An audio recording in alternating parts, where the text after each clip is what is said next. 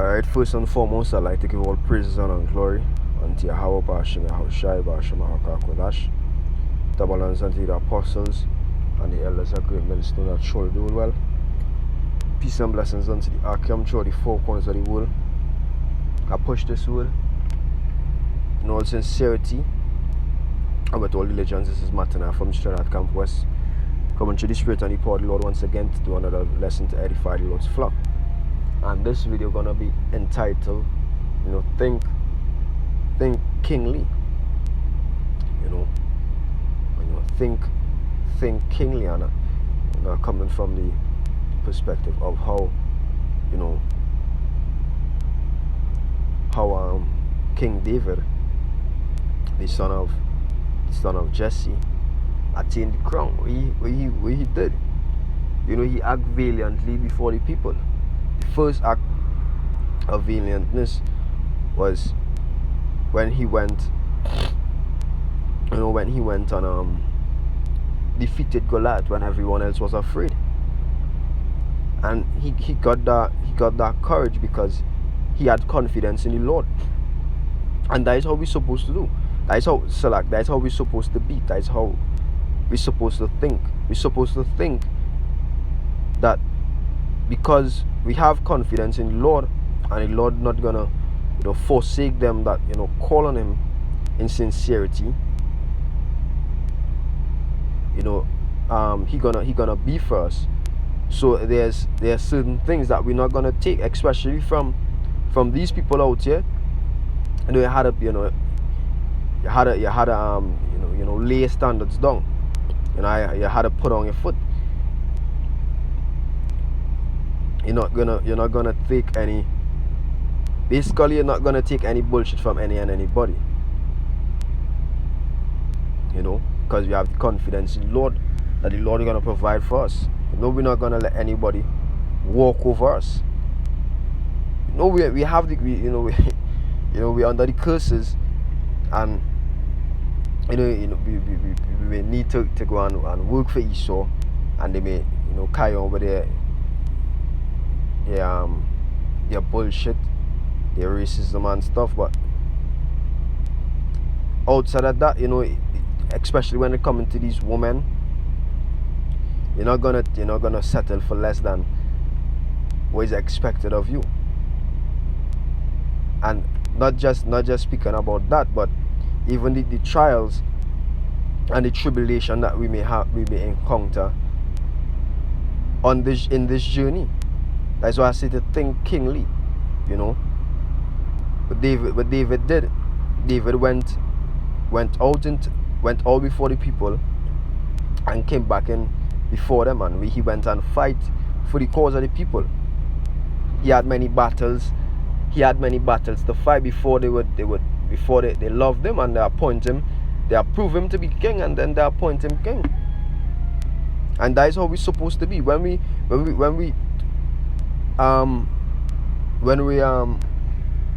finish this journey. These 2/3 gonna say, yeah, but these men deserve it. These men are fit to be kings because they go through it all. They experience a lot of things. They had a lot of a hardship. They didn't judge based off of emotion. They didn't judge based off, they didn't act foolishly because things wasn't going right for them. All these things. This is Isaiah 46 and verse 8. It says, "Remember this and show yourselves men.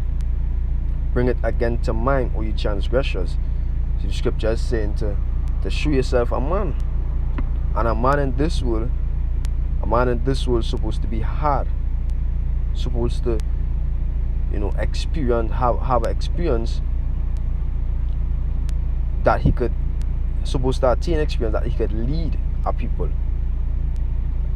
And that experience is gonna come not by just having everything done for you, but having to go through a lot of battles, a lot of trials, a lot of afflictions, so that you would know both sides of the spectrum. You would know how it is to have good, and you would know how it is to have bad. So that is why That is why the punishment necessary for us. That is why the afflictions are necessary for us, in order for us to grow, in order for us to learn valuable lessons. Because as I say, you does learn valuable lessons from being poor, from having nothing. And that is exactly what the Lord did to us. He stripped us of our wealth. He stripped us of our heritage. He showed us how it feels to be when everyone despises you. From being lords of the earth to reaching a state where everyone despises you, where no one have any respect for you, and then having to build yourself up from the ground.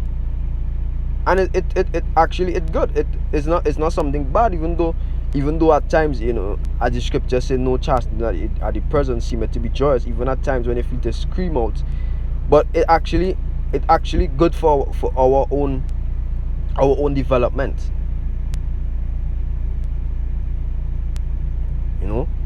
And that is why sometimes when you're going through certain stuff, like speaking about myself, when I'm going through certain stuff, even though you wanted to finish bad, it's like, why, oh God, why again this happened again? It's like, say, you know what, fuck it, it's just our next lesson I'm learning, and that lesson gonna benefit me in the long run.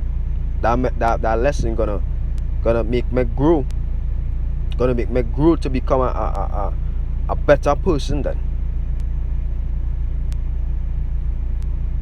Gonna make me develop a trait in me, or a characteristic in me that I maybe was lacking in. That is how you have to watch it up. Because what the Lord doing is the Lord building up men for His army, an army of kings, an army of lords, and He don't want any weak men.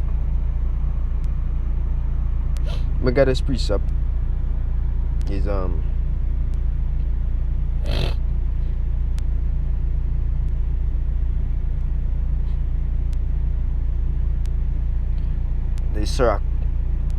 Sirach 2 and verse 5. I will start at verse 1.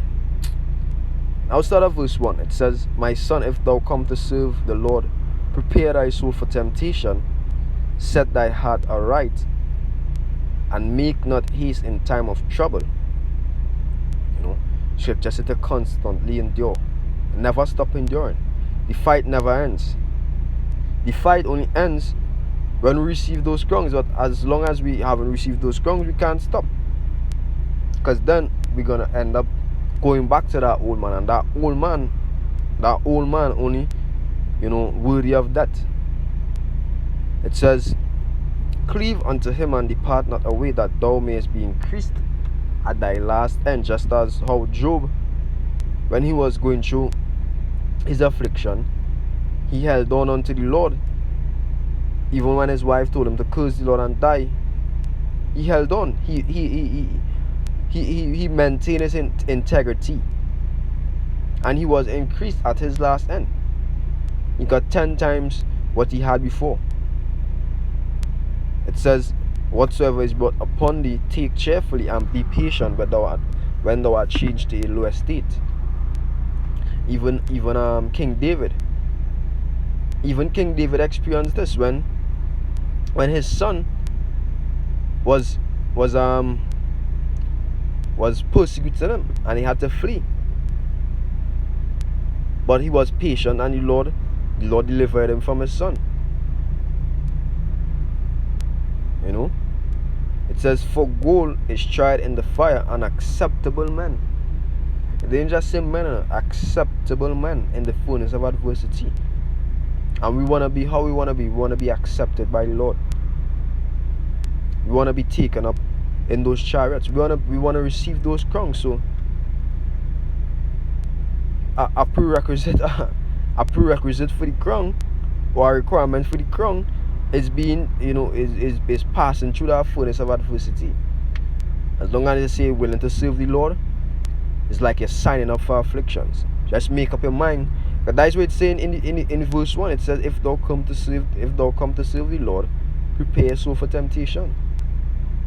Say basically you're saying you're serving the Lord, then alright, you know what you're saying. Yeah, I know what I'm saying. And then boom. Then you're like, it's all this way. It's all like that. They didn't know, you know.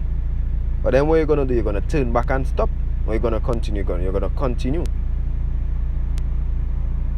As Steve Harvey does say, if you're going through hell, why stop? Who would want to stop in hell? Well, he thinking it about figurative way, which I speaking about as well. You know, if you're going through hell, or why stop? Continue moving, continue fighting until you get out. Because if you go back into the world, it's the same affliction and torment you have to endure. But now you're marked for death.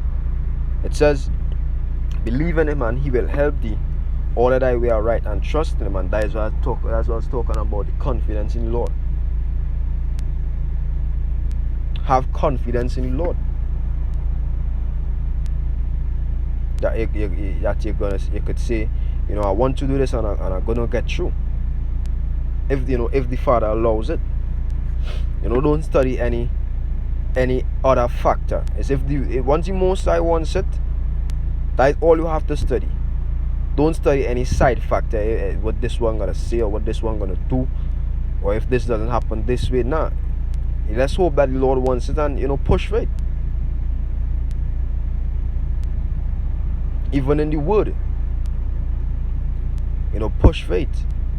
If you want to increase in knowledge or understanding, do the things required and push for it and pray and ask the Lord, to allow it to happen. But going back to what I was saying is that, this is the mindset that we're supposed to have. No matter what it takes, we're gonna get through. That is how a man has developed leadership skills. In order to lead people, he had to fight through a lot of afflictions, and then when they see what he go through, they say, hey, this man is fit to lead us. I could follow a man like that. And that is what we did. That is what we said when we heard of the story of the apostles. These men experience a great deal. These men are serious about what they're doing. They didn't let any small thing deter them from going out and preach the word. And that is the man that you ought to follow in this life. Scripture said to mark the upright man. And we all know that you had to be a servant before you could become a leader. Scripture says before honor, comes humility. So you had to be at a low point at first, and then you're gonna be exalted in due time. The Lord gonna exalt all of us in due time. So with that, I want to give all praise, honor, and glory unto Yahweh Bashim, Yahweh Shai Bashim, Yahweh Kodash. Pray that this lesson was edifying, and exalting unto you, men, you sincere brethren, throughout the four corners of the world. Until next time, I want to say in Shalom.